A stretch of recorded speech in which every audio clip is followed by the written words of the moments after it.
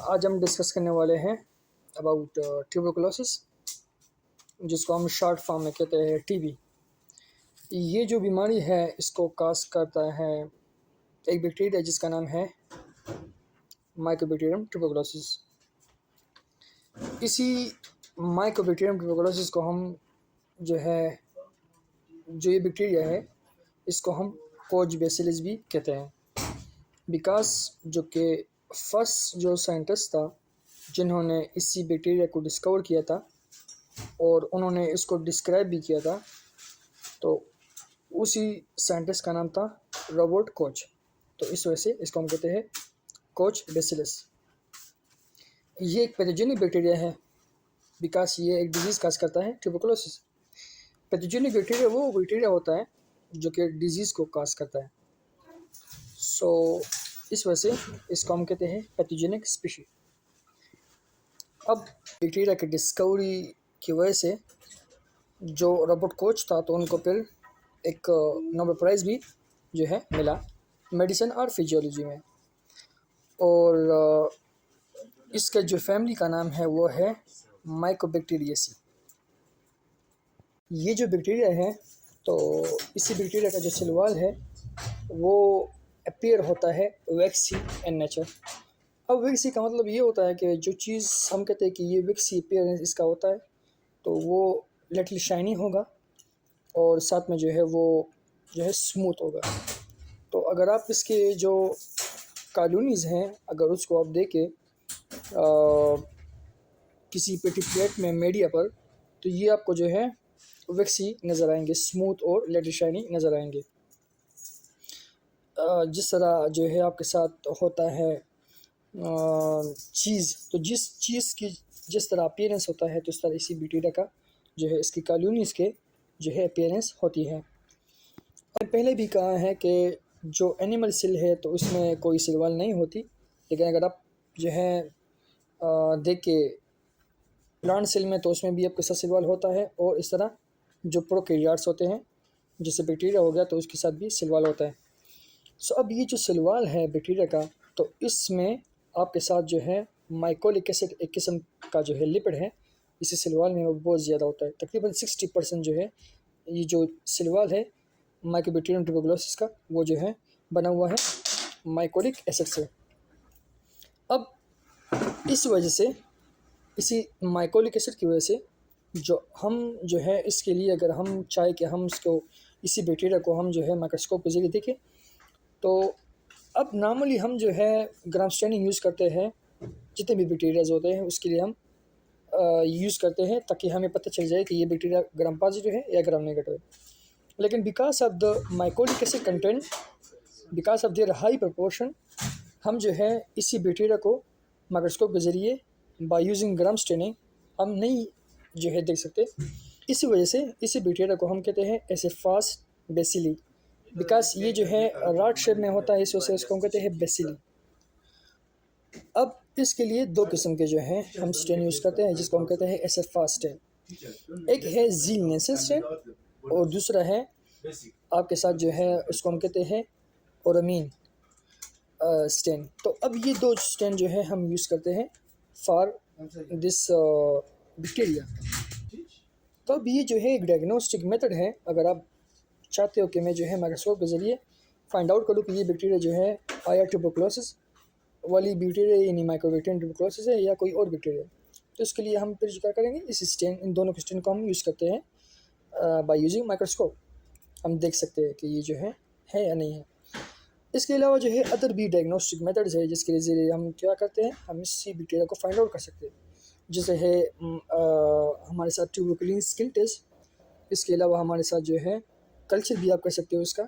इसके अलावा gene expert के ज़रिए भी हम जो है क्या करते हैं, इसका जो है फाइंड आउट कर सकते हैं। और इसके अलावा जो है PCR हो गया। तो ये जो सारे तरीके हैं इसके ज़रिए हम जो है क्या कर सकते हैं, इसी बैक्टीरिया को फाइंड आउट कर सकते हैं कि ये जो है मौजूद है या नहीं है एक पर्सन में। बैक्टीरिया है माइकोबैक्टीरियम ट्यूबरकुलोसिस, इसका जो जीनोम था तो वो 1998 में जो है पूरा सीक्वेंस जो है किया था। ये जो बैक्टीरिया है तो ये बहुत ही ज़्यादा जो है हाईली एरोबिक जो है बैक्टीरिया है। इसको जो है ऑक्सीजन बहुत ही ज़्यादा चाहिए, तभी जो है ये ग्रोथ कर सकता है। तो इस वजह से ये बैक्टीरिया जो है, अगर मैं मिलियन को देखो तो मैं मिलियन में जो है ये लंग्स को इन्फेक्ट करता है। तो इस वजह से बिकॉज इसको ऑक्सीजन ज़्यादा चाहिए, इस वजह से ये जो है हमारे लंग्स में होती है, वहाँ पर ग्रोथ करते हैं। इसके अलावा ये अदर ऑर्गन्स को भी जो है इन्फेक्ट कर सकती हैं, जिसको हम कहते हैं फिर एक्स्ट्रा पल्मोनरी जो है इसका स्प्रेडिंग हुआ है। लेकिन अगर उन्होंने लंग्स को जो है इन्फेक्ट किया तो फिर हम कहते हैं पल्मोनरी जो है ये कंडीशन है।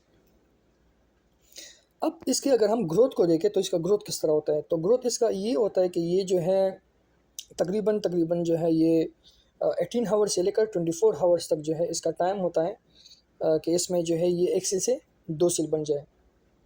और अगर हम नॉर्मली बैक्टीरिया को देखें तो उनका इतना टाइम नहीं होता as compare to this bacteria, जो कि जो है एक दिन ले सकता है एक अपने आप को 2 में डिवाइड करने में।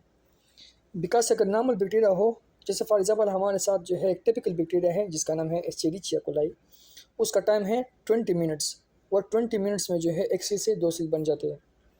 तो ये देखो कितना बड़ा जो है फ़र्क है इसकी ग्रोथ में। तो ये जो है जिसको हम कहते हैं जनरेशन टाइम, तो इसी बैक्टीरिया का जनरेशन टाइम है 24 हावर्स या 18 हावर्स से लेकर 24 हावर्स तक इसका जो है जनरेशन टाइम है। अब ये जो बैक्टीरिया है तो ये जो है स्मॉल है साइज़ में, और इसका जो है ये कर्व एक राड शेप है, लेकिन कर्व टाइप है, थोड़ा कर्व जो है उन्होंने बनाया हुआ है, कर्व टाइप होता है। अब ये जो बैक्टीरिया है, तो अगर इसके लिए हम जो है कोई डिसइंफेक्टेंट यूज़ करें, मतलब एक ऐसे केमिकल जो कि नॉन लिविंग थिंग्स पर जो है हम जो है उनको जो है स्प्रे करते हैं या मरहम डालते हैं, तो इस तरह केमिकल को हम कहते हैं डिसइंफेक्टेंट।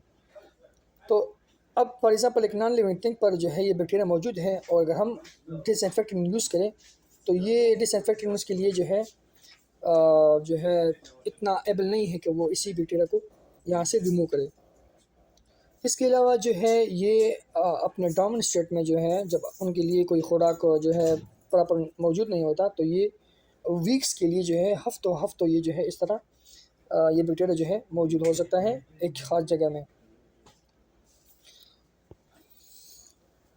और हमारे माशरे में अगर आप देखें तो ये बैक्टीरिया जो है इसकी जो है इसको हम एंडेमिक इस वजह से इसकी जो डिजीज़ है ट्यूबरकुलोसिस, इसको हम एंडेमिक इस वजह से कहते हैं बिकॉज ये परसिस्टेंट है, ये टाइम बाय टाइम जो है ये मौजूद होता है और ये रिमूव नहीं होती।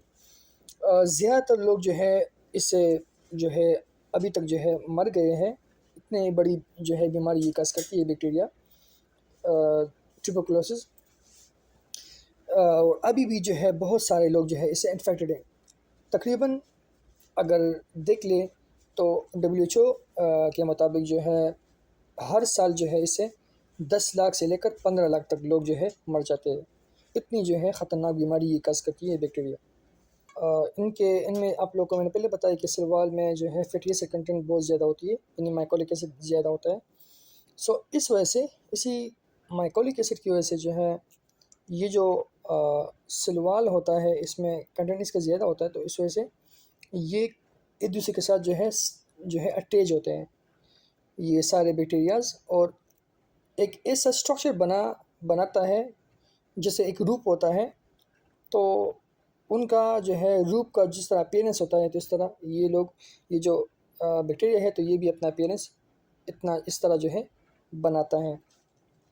3 किस्म की मीडिया यूज़ हम कर सकते हैं। एक है हमारे साथ लिक्विड बेस जो कि है मिडलब्रोक 7H9R12, और अगर हम एक बेस जो है सॉलिड जो है मीडिया यूज़ करें तो वो होगा लिविंगस्टन जेनसन, और अगर हम यूज़ करें सॉलिड बेस मीडिया लेकिन अगर वो हो एगर बेस तो वो हमारे साथ फिर होता है मिडलब्रोक H10R11।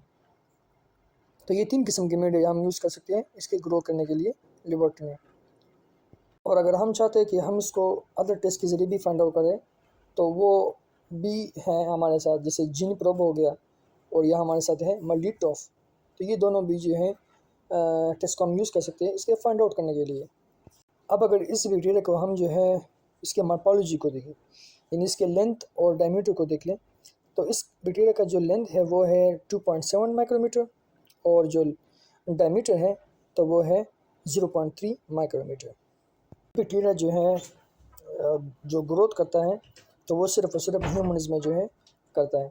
इसके अलावा अदर जो हमारे साथ जो है ऑर्गेनिज्म है तो उनमें जो है ये ग्रोथ नहीं करता, सिर्फ और सिर्फ ह्यूमन्स में जो है ये ग्रोथ करता है।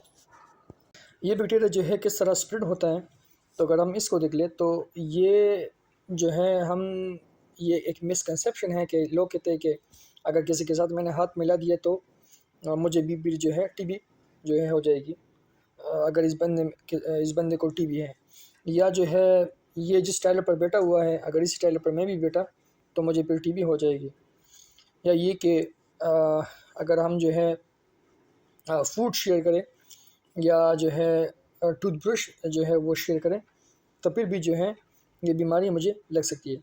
लेकिन ये जो है एक मिसकंसेप्शन है, इसके ज़रिए जो है बीमारी नहीं होती, बल्कि ये जो है अगर फॉर एग्ज़ाम्पल एक बंदा है जिसको एक्टिव टीबी मौजूद है, दो किस्म के टीबी होती है, एक होता है लेटेंट टीबी जो कि स्प्रेड नहीं होती एक बंदे से दूसरे बंदे को, एक होता है एक्टिव टीबी जो कि स्प्रेड होती है।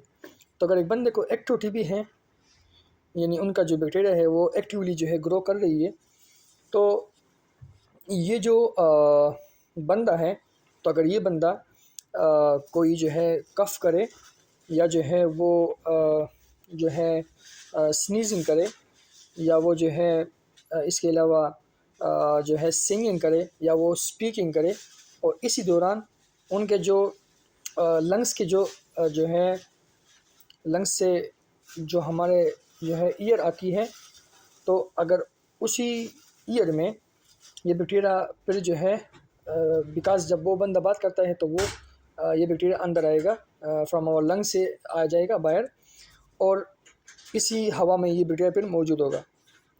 अब जब ये जो है मौजूद होगा तो अगर दूसरा बंदा उसी ईयर को इनहेल करे तो फिर जो है वो बंदा इस तरह जो है वो जो है इससे इन्फेक्ट हो सकता है। तो हम इसको हम कहते हैं ट्रांसमिशन के, ये बैक्टीरिया जो है किस तरह ट्रांसमिट होती है from one person to another person. तो एक ही जो है वो इसका पाथवे है कि वो इसके ज़रिए एंटर हो सकता है, वो है एयर ड्रॉपलेट। कि एयर ड्रॉपलेट में ये बैक्टीरिया मौजूद होगा और अगर उन्होंने उन एयर ड्रॉपलेट लोग को किसी ने इनहेल किया तो मीन्स डेट वो भी जो है उनको भी एक्टिव भी हो सकती है।